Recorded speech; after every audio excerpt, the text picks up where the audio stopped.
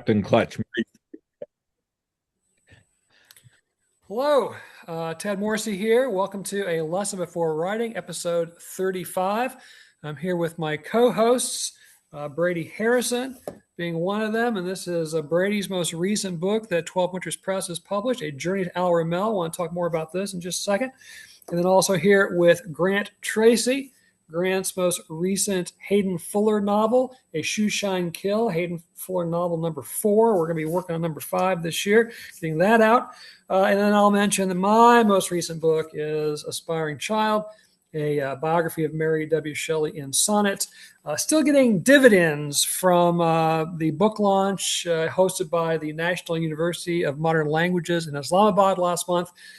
60-some students wrote analyses of the sonnets and have been sending them to me, which is really fascinating to read their reactions to the book and so forth. So anyway, all that going on.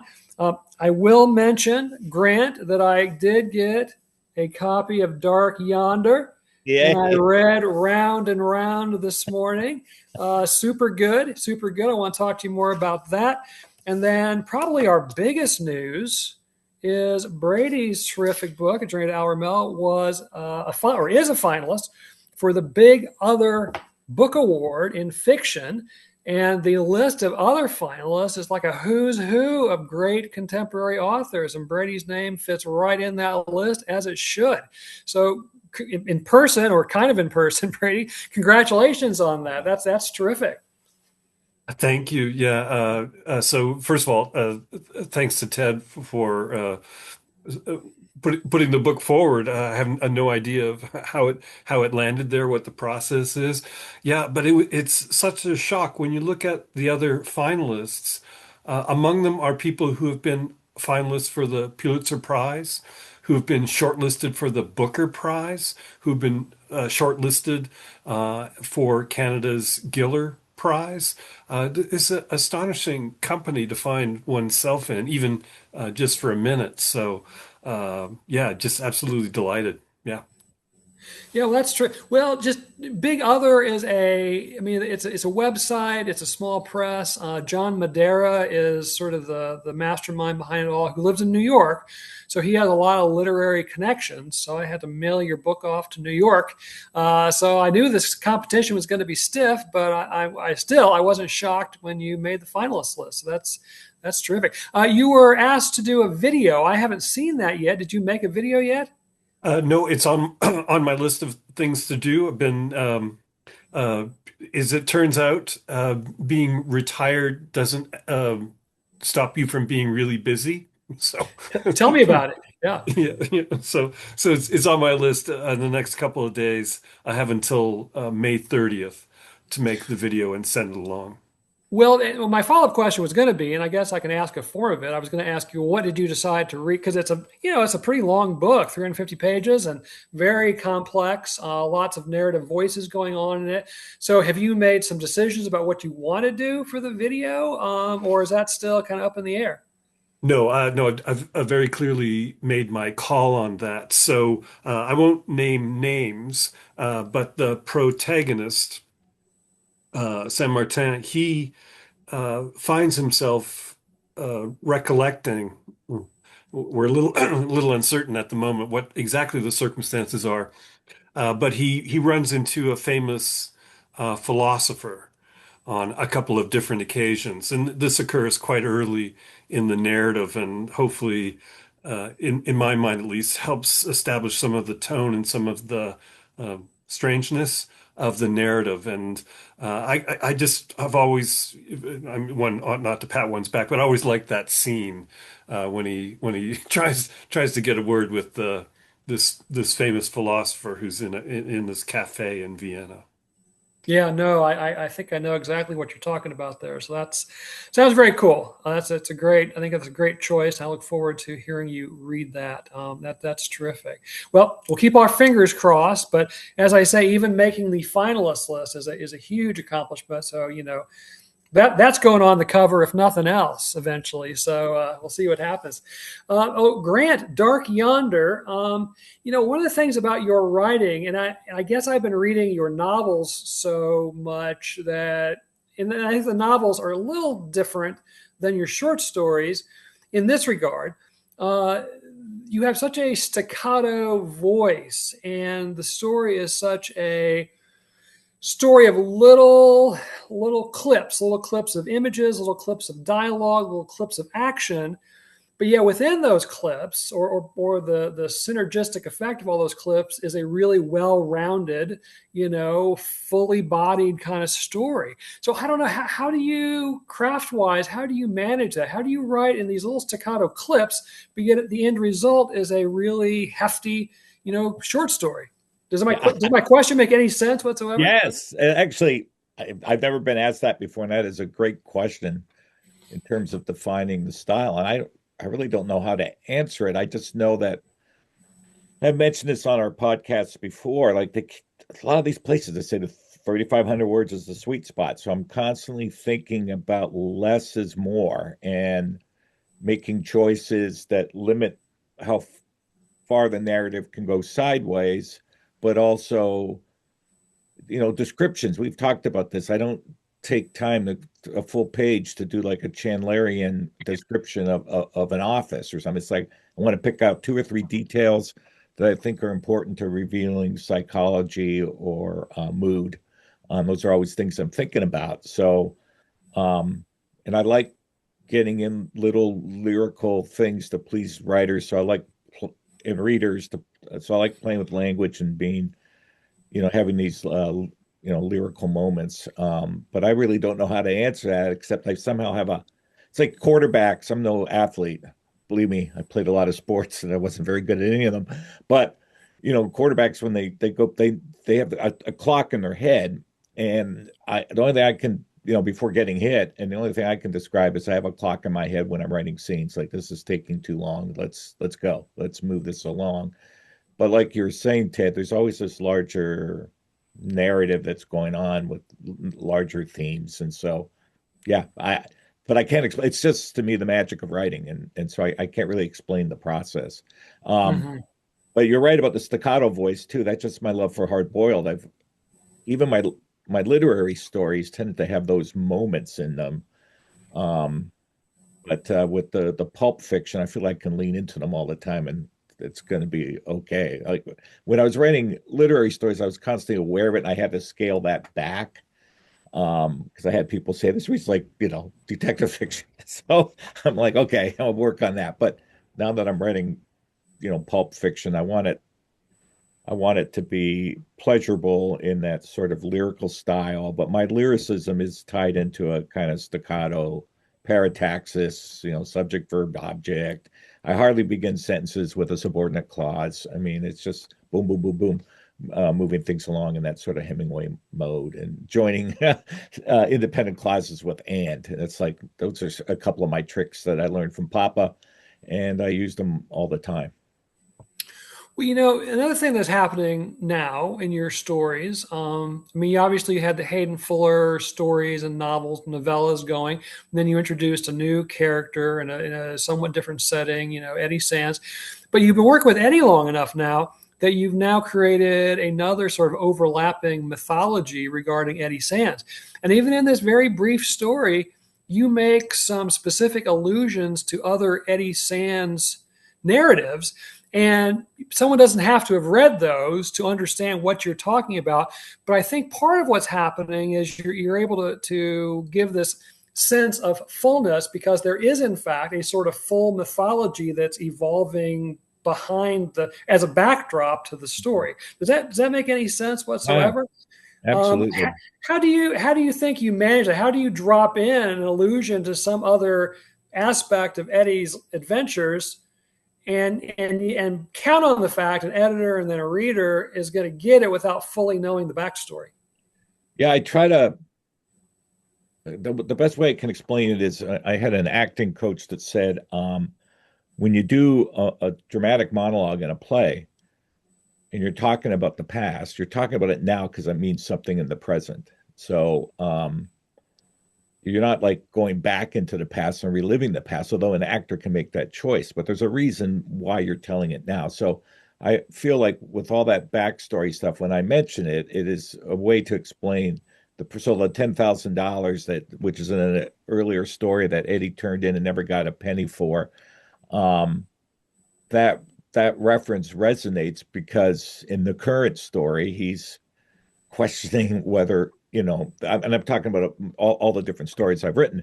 He's questioning whether or not to do the right thing is the right thing because you get screwed over. There was an old myth my mom told me when I was a kid, and I suspect it's BS, but there was a fella, and this is where I got the idea from. There was this fella that found a bag of money, and it belonged to a rich person. I don't know if there was a card on the suitcase or whatever, the bag. And he took it to this mansion, knocked on the door. The butler came to the door, took the bag, and said, "Just wait a minute."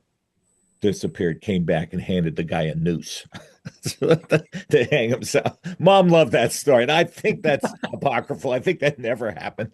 But in the back of my mind, I kept thinking about that story. So I wanted Eddie to have something comparable where he'd done this thing, but like it didn't pay. And then there's sort of a lot of the stories, Eddie's protecting women. He's got this chivalric savior complex. And so I think it's important to mention some of the other cases. Here I am talking like a detective, other adventures that he's had where he's beat up people for abusing women. So his record, his backstory is not a clean one, shall we say. It's like Brady says, he's like, you don't want to mess with Eddie. And so that builds a kind of gravitas so that when you read a story like Round and Round, when he does act violently, mayhem and shooting people and shit, you've got, this other context where he's done these things in the past. And so, yeah, that's part of his mythos, I guess. Does that make sense what I'm saying? That's my thought on that. Yeah. No, Brady, I don't want to keep you silent in the wings any longer. Do you have any reflection or comments on any of that, or this idea of self-referential fiction in general, or? Oh, no, I love it. And uh, you're both, it seems to me, both exactly right that what gives so many great writers and so many great stories a kind of weight, a sense of gravity, a sense of history is those connections. And you don't have to explain everything every time. And this will sound funny coming from me, but I think one of the great things about Tolkien is he had this whole world.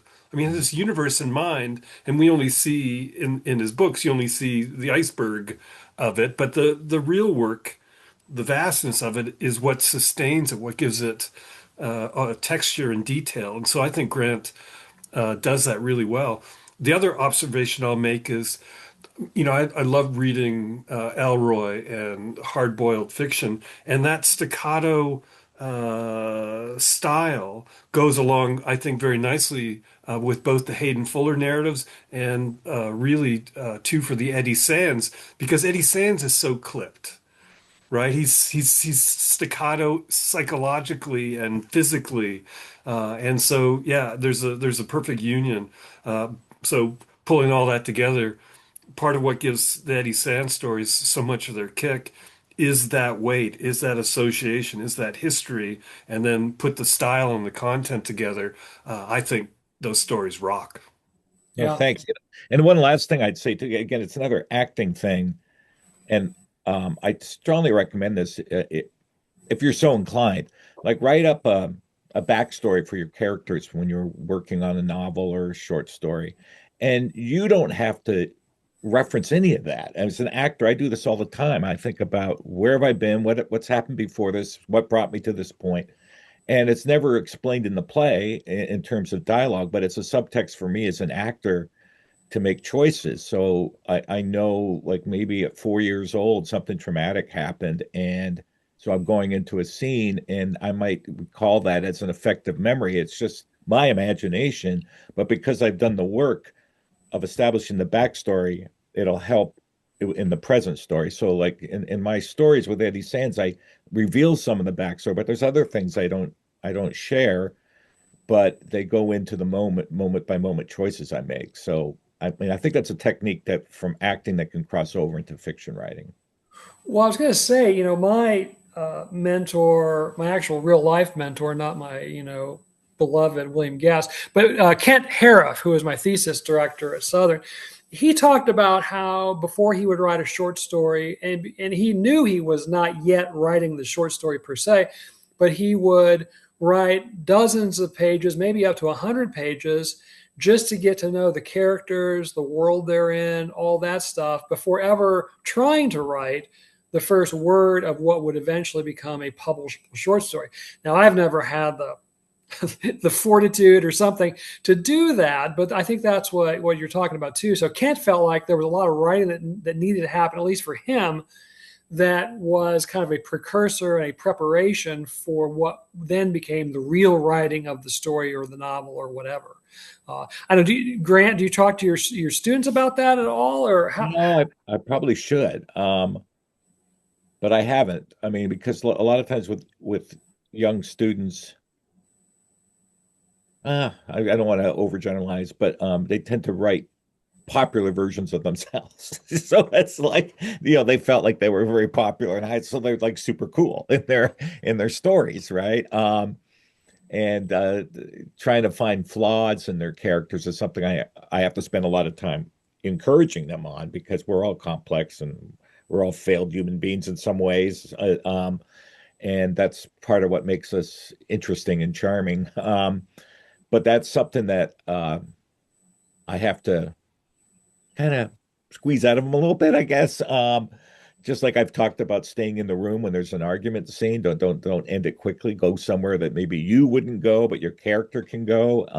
So it's the same thing with inventing characters. So perhaps I should have them do backstory.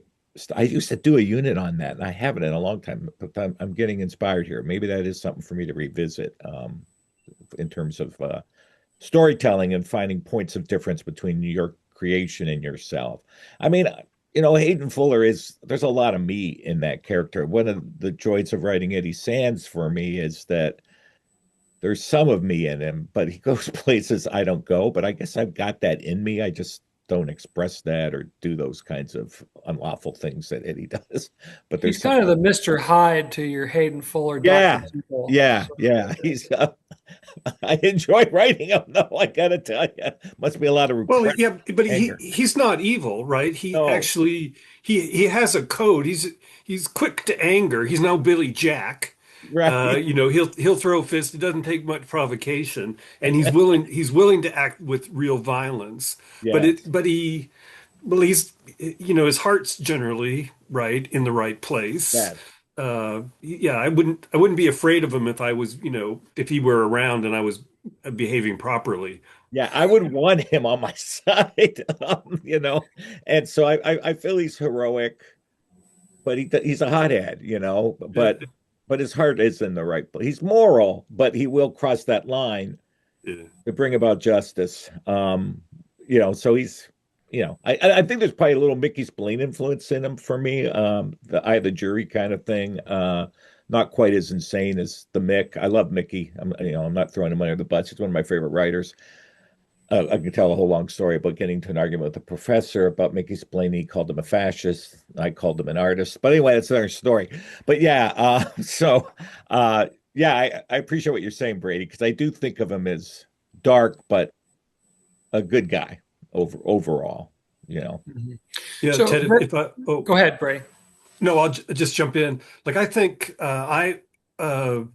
and so this is limited experience, but if we're talking, craft and how do you think about the kind of work that you're doing, for A Journey to Al Ramal, I spent a lot of time making lists and brief descriptions and visualizations and pulling together elements from different actual adventure and diaries of adventurers and explorers.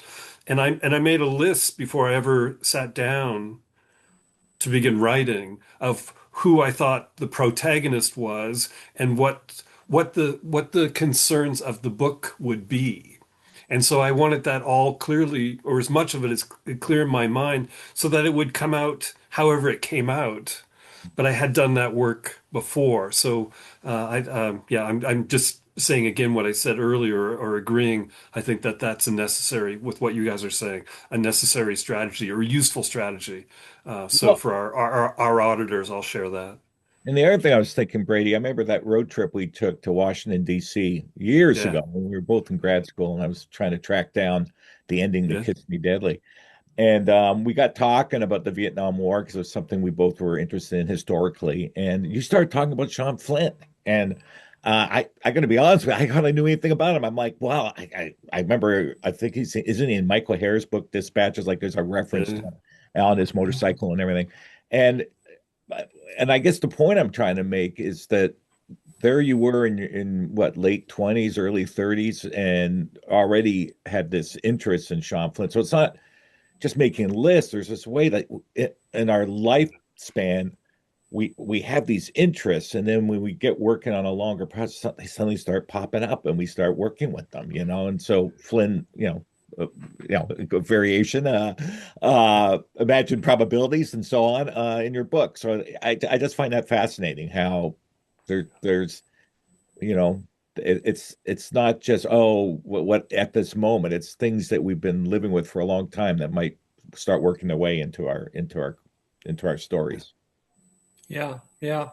One of the things the editor or one of the editors of Dark Yonder talks about in sort of the introduction, which I thought was really interesting, is that we're living in this polarized, extremely polarized time period, right, left, pro Trump, not pro, all this stuff. And the point I think it was that she was making was that noir fits into that paradigm very nicely because of it being a sort of black and white kind of literary and film movement. I mean, in film, it's literally associated with black and white, but I mean, but noir fiction generally has these pretty clearly defined darker elements, lighter elements, and so forth. And that this time period is really an appropriate time period to be using that as a vehicle for narrative.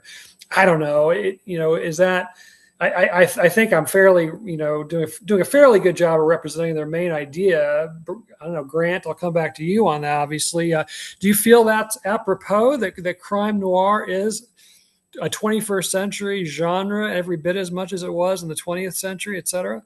Yeah, absolutely. I think it's even more relevant today. And what neo noir does is revisit those old narratives, but puts them within a more modern context. And I definitely the polarizing. I mean, the thing about noir that I've always liked is the gray. To be honest with you, is how characters are in that middle space between these two extremes. And I've written about this, so I don't want to go over this over and over again. But I love the movie The Big Heat. It's probably one of my favorite films, one of my favorite noirs, because the character who's the good guy ends up inadvertently causing the death of three women. And that's the kind of stuff neo noir can look at. So they wouldn't have called it toxic masculinity in the 50s, but because he gets a dirty phone call at home and someone says something to his wife on the phone, he goes to Mike Lagana's place, punches out his bodyguard. Know what ends up happening? Mike Lagana wants to kill him, puts a hires a crumb bum who puts a bomb in his car, and his wife accidentally gets murdered. But it's because of Dave Banyan's toxic masculinity elite. Now, I'm not saying writers in the 50s would have thought about that, but us neo noir writers would think about that more clearly, toxic masculinity, and then play with it in ways that aren't hammering you over the head with the ideology. So that's one of the layers that I like, is that as we learn more things, there's more things we can critique and deconstruct and interrogate. And so toxic masculinity is one of those things that I think really finds its home in neo noir. Yeah, yeah. Well, maybe shifting gears just a bit, I'll shout out to the Dionysian Public Library Press, who sent me my contributor's copy of Fearful Cemeteries, an anthology of psychedelic horror, which they published the first chapter of my Edgar Allan Poe inspired novel there. But I bring it up mainly, though, besides giving them a little shout out, is that, for several months I was working on my Edgar Allan Poe inspired novel and enjoying it, making good progress, I thought. But I got this idea for another kind of book. I thought, well, I can knock this out pretty quickly and get back to some other kind of stuff like the Poe book. I've had the good fortune between 2018 and 2025 of being invited to give, I'm going to call them lectures. Sometimes they're talks, sometimes they're presentations, sometimes they're keynote addresses. But anyway, but internationally, like it started with Hue Vietnam in 2018, and then I've had the good fortune to either in person or remotely give these talks in Islamabad and in Tehran, in Kabul, in Singapore, in Killarney, Ireland. And so I thought, well, I've got these 7, Lisbon is another one. These 7 lectures. I'll just, put them together, revise them a little bit, and put out a little collection of these 7 nonfiction. And I thought aspects of expressive writing is maybe a good kind of generic title for them. But here's the thing. I can never keep it simple. So I thought, well, in addition to just sort of cleaning them up a little bit, what if I write like a new commentary for each of the lectures, kind of bringing them up to date and just... So for the last couple of weeks, each morning I've been taking like one lecture at a time and just sort of free writing all this stuff that's in my head. Again, kind of contemporary things that figure into it. And so now I'm thinking, instead of like, a quick 2 or 3 week process to get these things cleaned up and published, I'm going to probably spend all summer working on these things. And it's okay. But it's just that my plans, my projects always start off simple, and then I just find ways to make them more and more complex. And Brady, you're kind of snickering, but I think you can relate to that. Do you have this tendency of everything starts off kind of simple, and suddenly it just masses into this bigger project? Oh, I feel your pain so clearly. And in particular, the phrase, and you'll forgive me, the phrase that made me smile was, I'm going to knock this out in a hurry. Right? That never happens. We've talked across the course of our podcast, the over 50 years that we've been doing this podcast, about how we have these ideas, but when you choose to do something, you're not doing something else. Right. So then when you authorize, when you give yourself permission to pursue that idea or that interest, then you're sort of you're the genie. You're uncorked, and you're no longer in charge. In my experience, things take on, and we've talked about this, projects take on a life of their own. That's part of what's so great about it, is that discovery and seeing what can happen. But at the same time, you're no longer driving, you're being flung along. And so I've been fighting with myself, and I'll end with this at this point. I've been fighting with myself, but I have ideas, and my daughter would get so mad at me if I say this out loud, but I've had ideas for some articles, scholarly articles, for quite a while. And I think I'm going to spend the summer putting some work into those, though I know I shouldn't do that because I'm trying to work on the novel, or not trying to, but I'm working on the novel. So yeah, it's what is in our control? What is? Yeah. Right. Well, yeah, because like I said, I've got all these ideas and I want to do them all, but I'm getting also to that age where I realize, okay, I don't have another 40 years probably to work on these. So I need to prioritize a little bit. Recently I read a book about Nabokov and his writing of Lolita, but really he was working on that. He was working on another novel, Pin, which was basically a series of short stories he was sending to the New Yorker. And then he was also working on this mammoth translation of Pushkin's Yevgeny Onegin. And he thought all those he's going to knock out very quickly. And yet it took him years, but he would ping pong back and forth. For a while, he'd work on Lolita. For a while, he'd work on a short story that would become part of this novel. For a while, he'd work on a translation. So I guess I feel okay about the fact that if I'm ping ponging back and forth between these different projects, it doesn't mean that I lack drive or something. But, it's just the creative process and the way that it works. Grant, you seem kind of a shoulder to the wheel guy. You don't seem to have that problem. You just seem like, okay, I'm going to write this novel, and 40 days later, voila, you've got a novel. Yeah. Is that true? Yeah. I don't know what else to say about that. I mean, I feel sometimes compared to you guys, I seem like a simpleton, like you guys, the cerebral geniuses. I just I'm going to write this short story, and in a couple of days, pound out a 3,500 word story. I mean, it's a rough draft and it needs work, but I don't know. That's just how I roll. And the novels are the same. And I don't, I, I don't believe in multitasking. I don't believe anyone can really do it. So once I get locked into something, like I've got friends that are reading 3 or 4 books at the same. I can't do that. I read one book at a time, and get through it. I can't do it. And I'm the same way with projects. Like if I'm working on the novel and it's the novel and nothing else. Sure, things go into my mind like, oh, I'd like to write this film article or that film article, but that ship sailed a long time ago. I have no regrets. I mean, I know I'm good at analyzing film, and I have a lot to offer students. And I've come up with some pretty cool readings of films that I've never, put out there, for public. But that's okay. I'd rather, write stories and. I know I don't really believe in immortality through art, but there is a way in which I do think. Well, Brady and I talked about this. I think the stuff I've written as a writer is going to last longer than any of the critical things I've written, because going back to, I don't know who said it first, but scholarship's always paraphrase and art's creating the text. So for me, that's what it's all about. So yeah, I'm single focus kind of guy. That's just how I am. Well, I'm one of those reading 50 books at once kind of guys. I Part of it is, to me, it's like, some days you're in the mood for a burrito, and the next day you're in the mood for a cheeseburger, and the next day you're in the mood for this or that.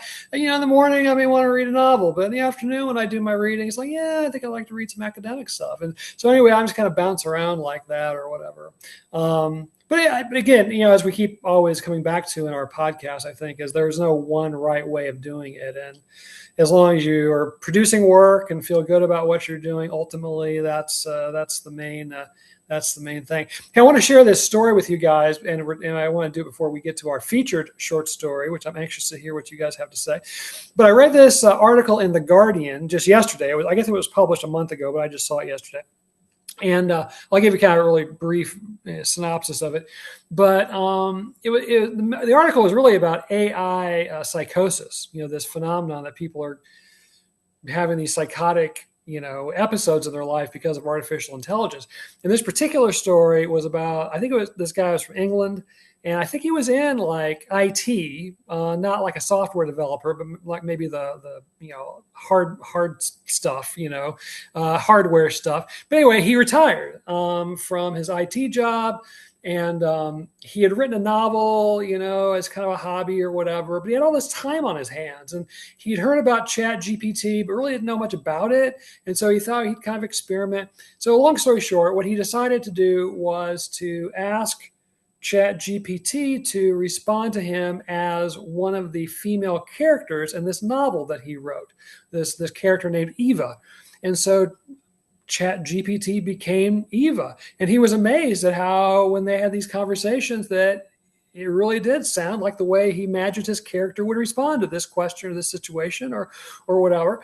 Now, it turned dark because his wife was still working, so she would like go to bed at a normal time, and he would stay up at night talking with Eva. And she was such a good companion, and gave him such good advice. He felt that between the two of them, they came up with this idea that for him to get really rich, he would create an app that would make Eva into a life coach for other people, because she was such a great life coach for him. And so he like used his savings to hire these software designers, ended up mortgaging his house. At first, his wife didn't know this stuff was going on. So long story short, he lost all of his money. He lost his house. He lost his wife. They got divorced. He tried to commit suicide, ended up in a mental institution. So it didn't turn out well. But trying to find a silver lining in all this. It's an interesting concept. I never thought about trying to use artificial intelligence in that way, in saying, hey, read my book, and then respond to me as this character, et cetera, et cetera. I mean, I don't have any plans to do this, but I wonder if it could be an interesting way to develop some sense of character, that is not just saying to ChatGPT, here, write this chapter for me or write this book for me.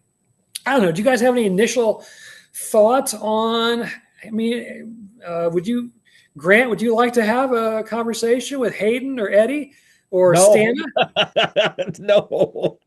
I I like the process of writing the story and having them talk to me and surprise me. I don't want some other outside agency taking over my, like, it's my intellectual property. This is bothering me. This idea that something else is going to.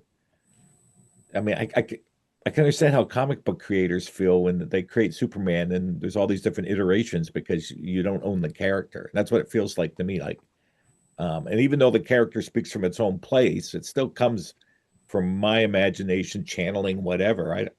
That's creeping me out, man. I can't go there. Although it's the point you're making, I think, is interesting because I do. I've commented on this before. I've noticed that the AI policies are getting different with various venues that I submit to, where there's like, don't use AI at all, and if we find out you do, we'll blacklist you. And then there's other places, good journals that are saying we recognize that AI is a thing, and I think this might be one of those places where you could use it as a way to create that backstory I was talking about, but as long as you're still writing the individual sentences.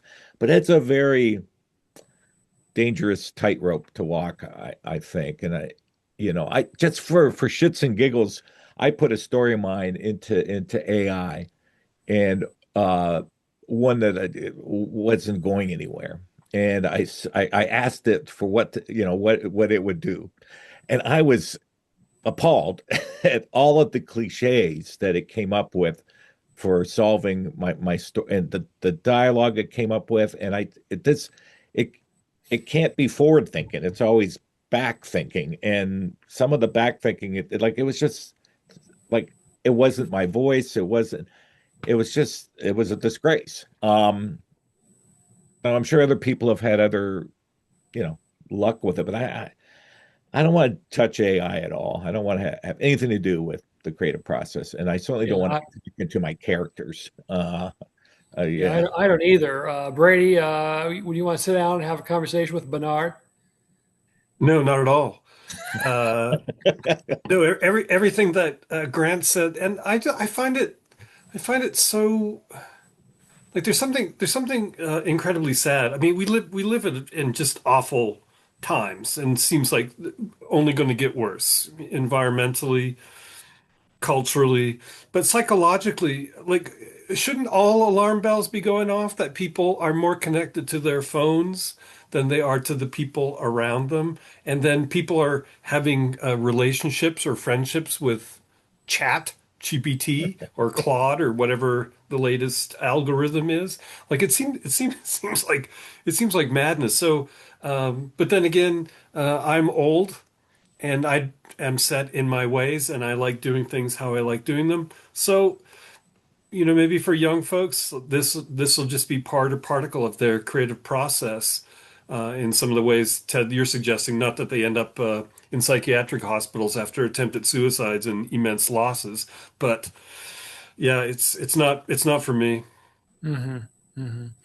Well, on that happy note, I think looking at the clock, we should shift gears to our featured story. A really interesting one, I think. I'm interested to hear what you all have to say. When Brady and I were at AWP in Baltimore a couple months ago, we went around. I went around particularly. I think Brady did too, and got a bunch of cool literary journals that I didn't even know existed. And this was one of them. I went to the table for Sinister Wisdom, and it's celebrating lesbian literature and art for 50 years.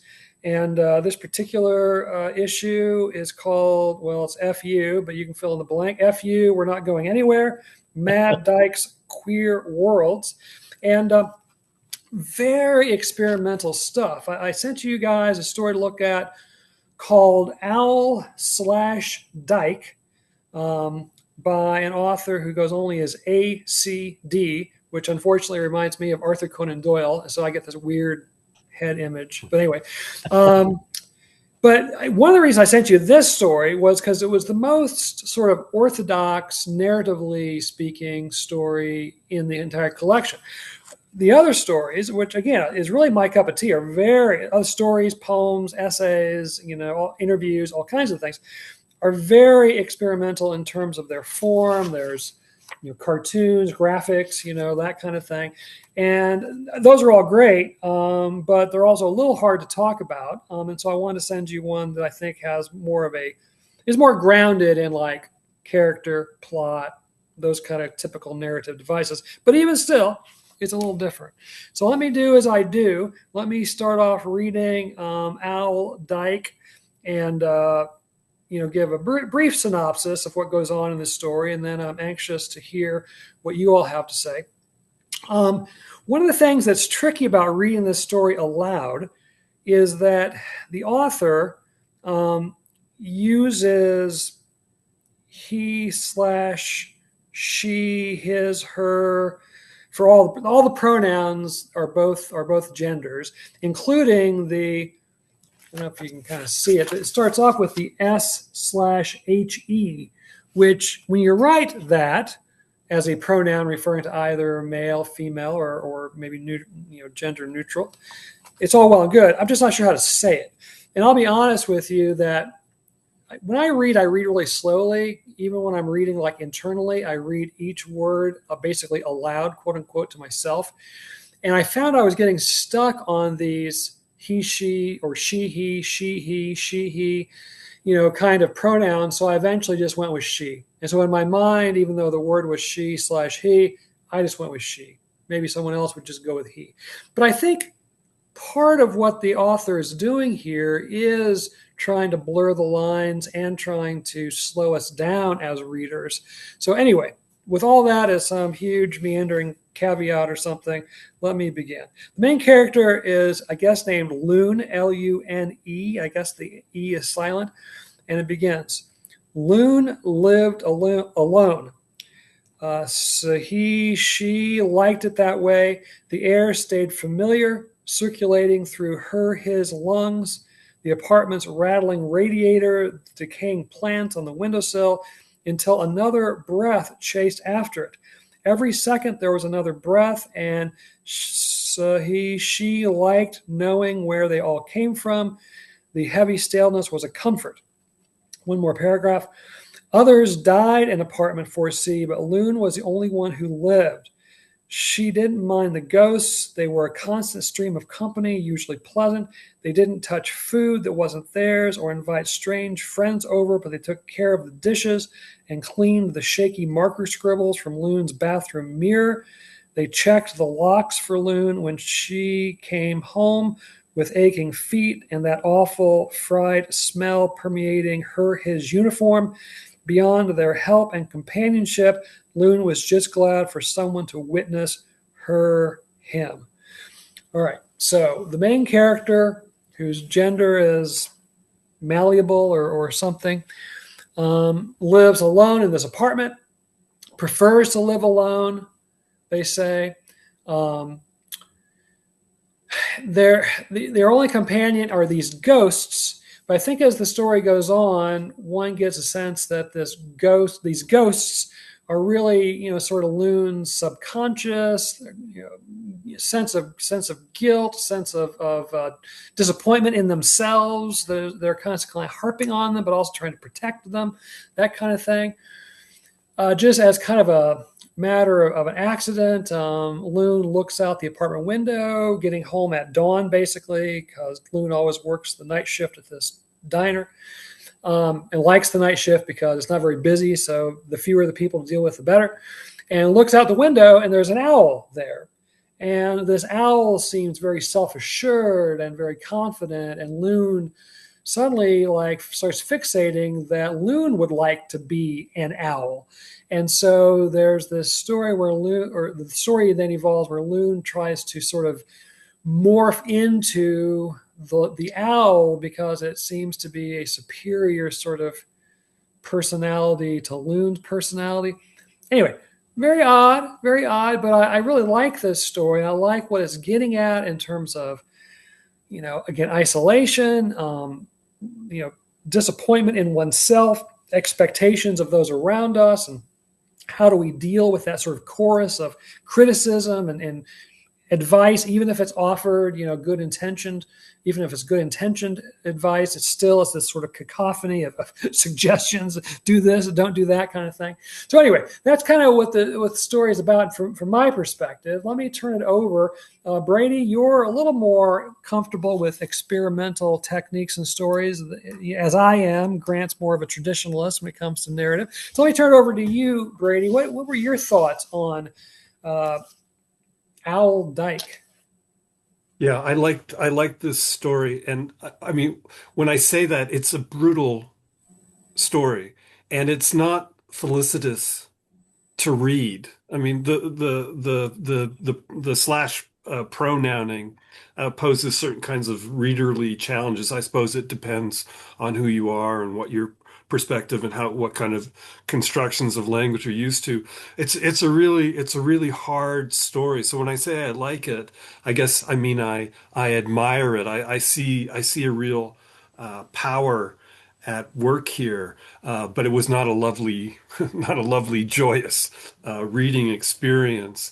Um, and it seems to me that the story connects and is part of a pattern that we've been seeing in a number of the stories we've read over the course of the podcast of isolated uh, characters who are undergoing or experiencing different kinds of traumas that manifest as certain kinds of metamorphoses.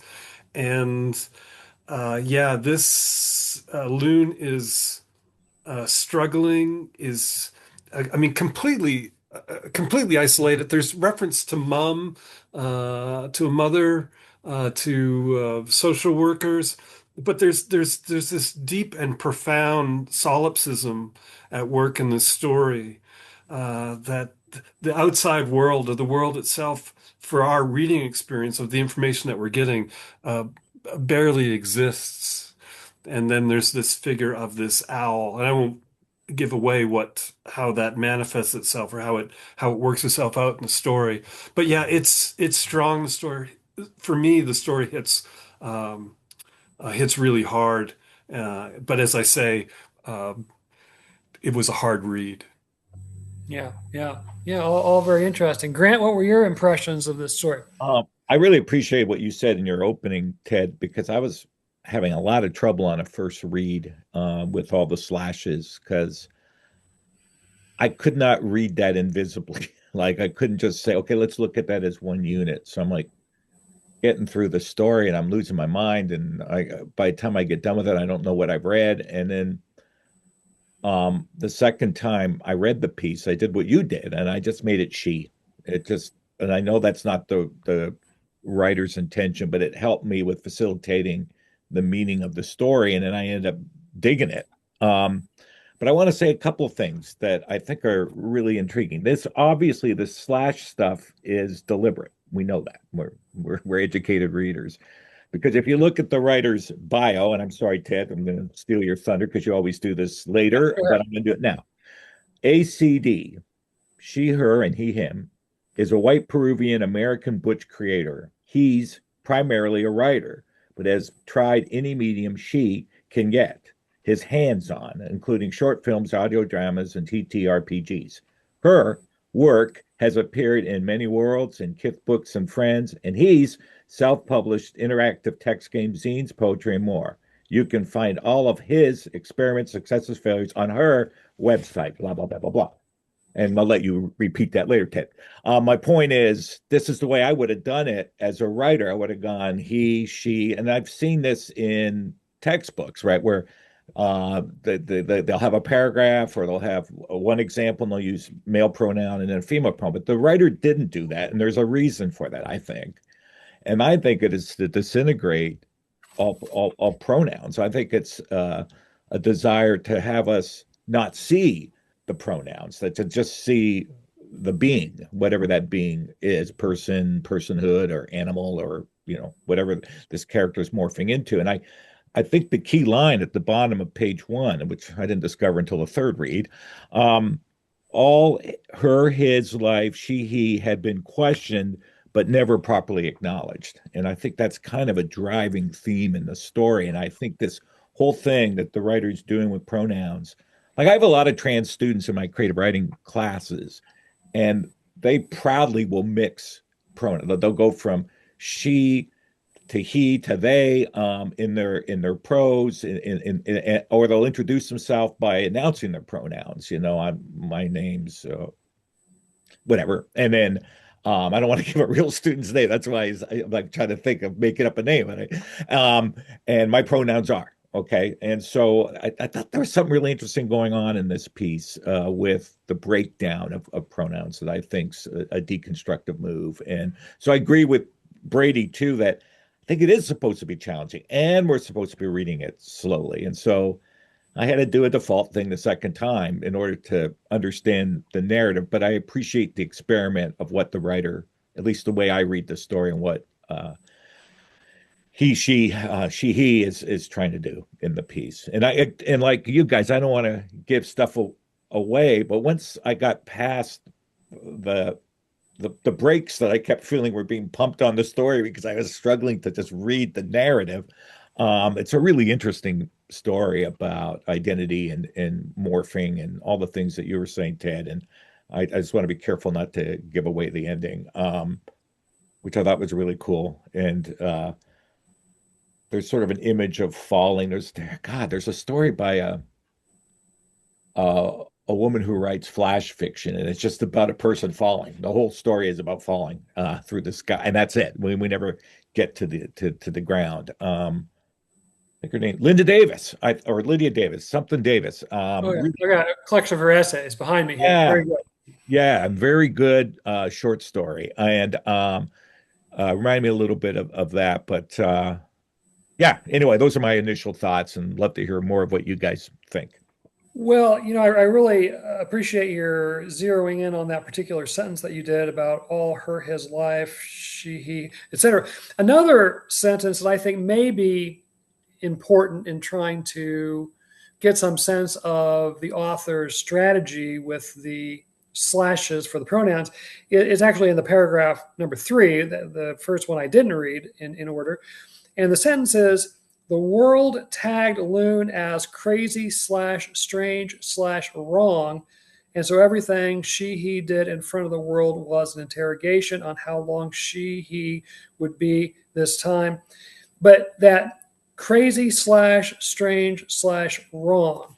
So this idea of the world, of society, not knowing exactly how to place someone gender-wise, and so it's the default mechanism to say, well, they're crazy, they're strange, they're whatever, because they don't fit neatly into a male, female kind of labeling or whatever. And I think that line there maybe helps to explain that narrative choice. And I got to thinking about there was part of me that said, gosh, the writing is so wonderful. It's very lyrical at times. There's some great imagery. But man, I keep tripping my big toe on this she/she stuff. And so that's one of the reasons I, kind of defaulted like you did, Grant, to just choosing one. And that's what my brain heard. But I got to think, a lot of writers have intentionally made the reader slow down. My own beloved William Gass doesn't use quotation marks in hardly any of his novels or stories. So you really have to read carefully. Is someone saying this? Is someone thinking it? That kind of thing. He's done in other pieces. He's done some other narrative, typographical devices to slow the reader down. John Barth, another writer I really like, obviously has done all kinds of things in his various novels to make the language difficult, to make the language, unorthodox or whatever. So you have to read carefully and slow down. So the strategy in itself is not unique, but perhaps what's different here is this particular choice.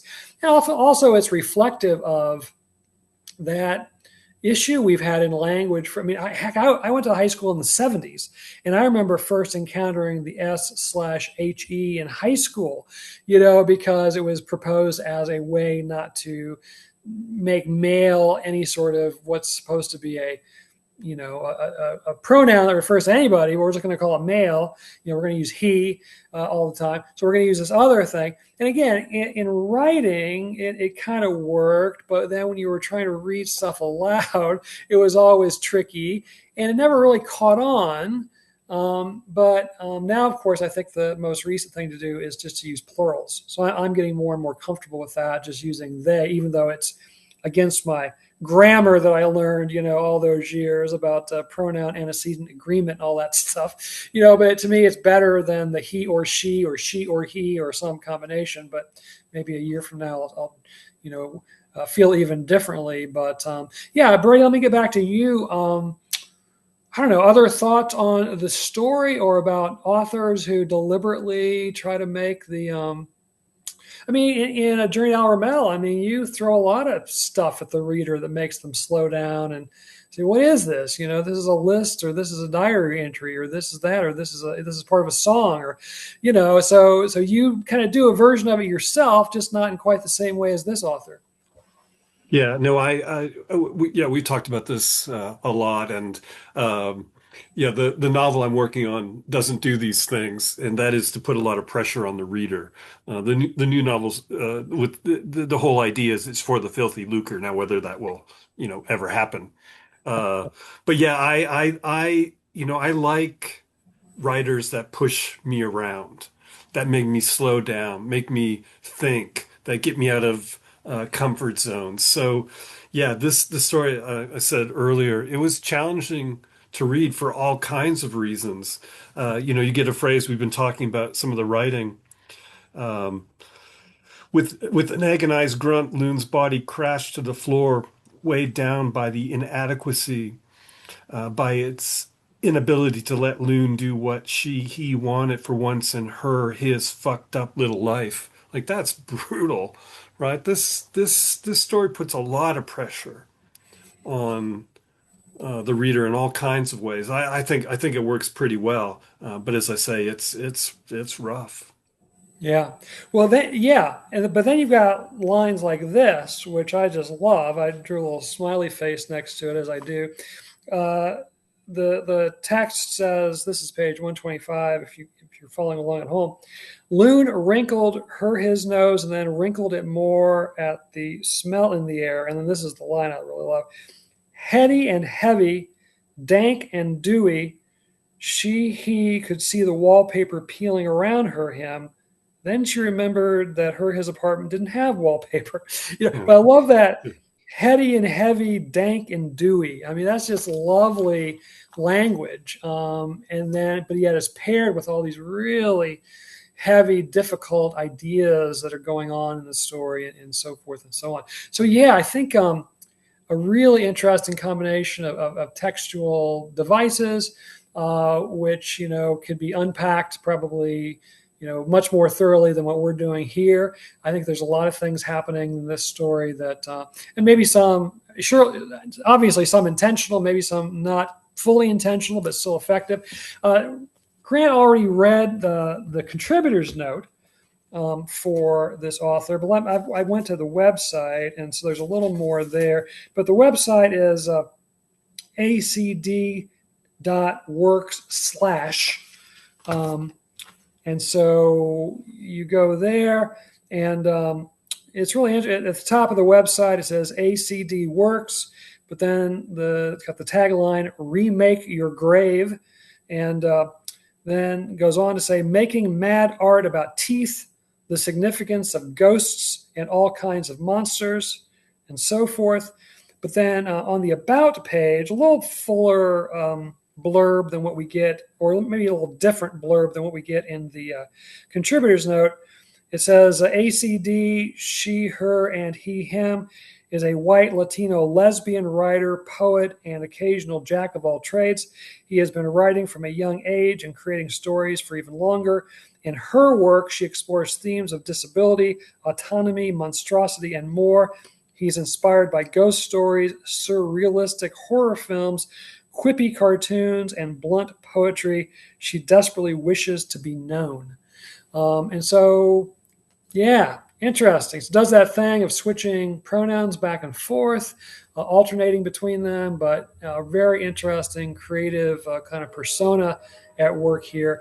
One of the things that I also found interesting about this journal and about the organization, but if you go through the contributors notes, there's a really wide variety of terms that the contributors use to sort of place themselves in the LGBTQ plus I don't know anymore what letters to use, that I never heard of before. So there's obviously this whole sort of there's nomenclature associated with this segment, a broad and diverse segment of society that I just have no connection to. So I found it really interesting, just from a linguistic standpoint, if nothing else, all these different very precise terms to sort of identify who they are and sort of how they orient themselves within this community. Grant, you've talked about your daughter before in the podcast. Are you more familiar with some of these terms that are used within the gay lesbian community to sort of really precisely identify someone's orientation and ideology? Or No, I just what I learned from her is, she identified as lesbian and then she identified as queer, because it's that thing like the N-word within segments of the Black community. You take it on as a point of pride and valor and so, and she felt queer was more inclusive about the way she felt about things, whereas lesbian seemed to be more defining in a certain way. But now she goes by lesbian. So I know nothing, as Sergeant Schultz would say, about this. But I do. If I just want to go back for a second, I sure. want to say a couple other compliments here. I love the quote that you read, because I also circled that. Heady and heavy, dank and dewy, just nice rhythm. And there's a little bit of yellow wallpaper here, people. I mean, how can we not hear wallpaper and not think, Sharon Gilman, whatever her name was, great writer.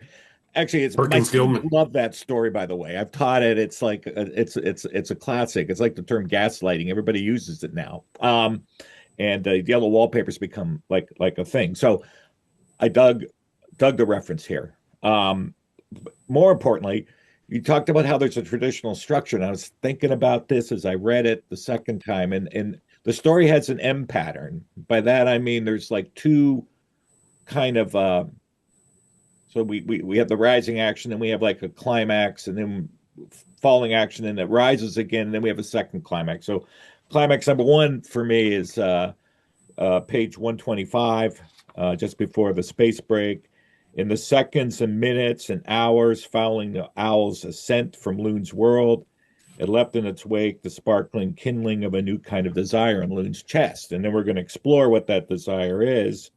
And then later on page 130, we have the second spin or deflection point.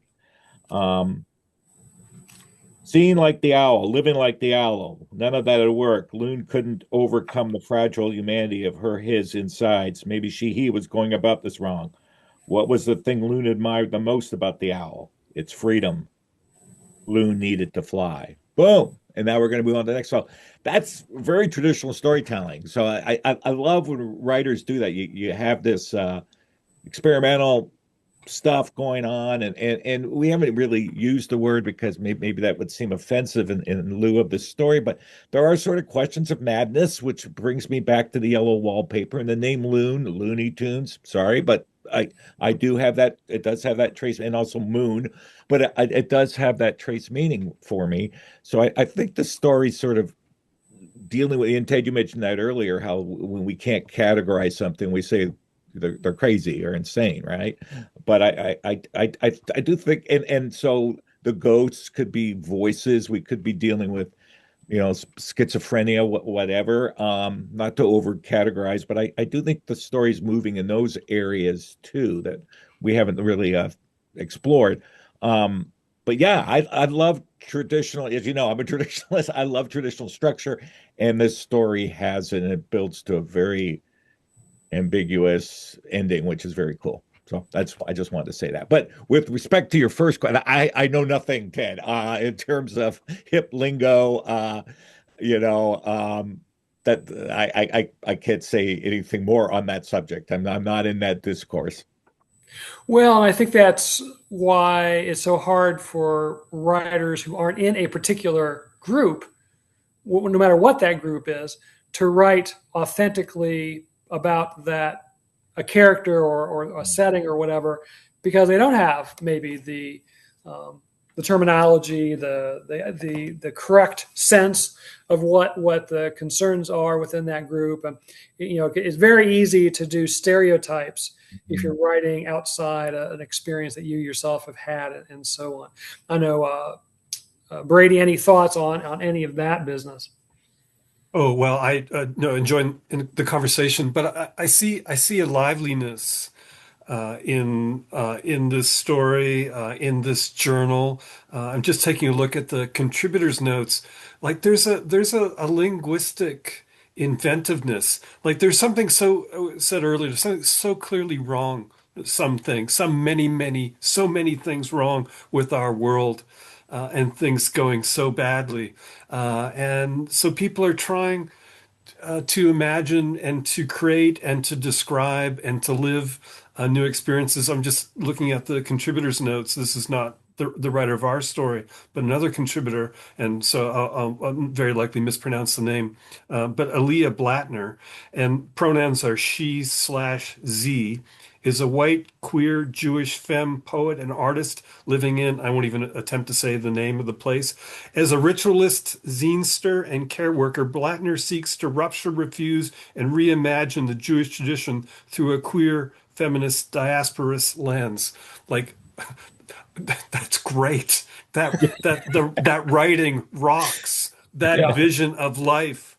I mean, I'm far away from any of those terms, but yeah, I don't know if there's any hope in this world. It may be too late, but there's an inventiveness and a seeking to be and describe and live experience.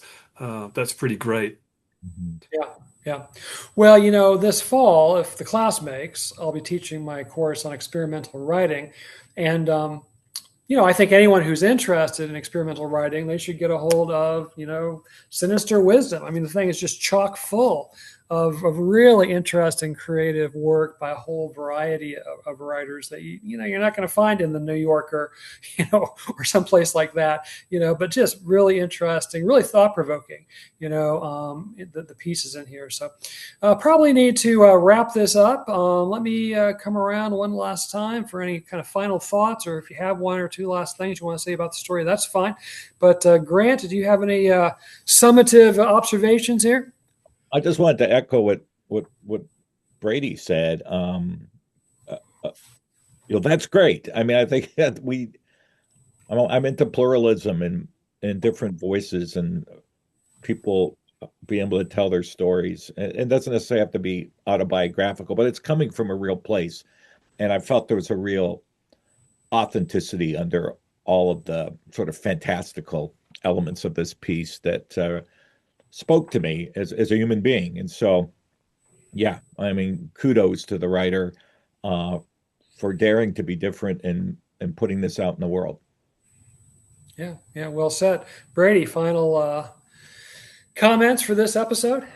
Yeah, no, kudos to Ted. Thinking about visiting the different journals and publishers and all the different people at AWP, the whirlwind, the kaleidoscopic experiences that, and stopping in you did one of the interviews, right, with a couple of with the editor, maybe the writer of this.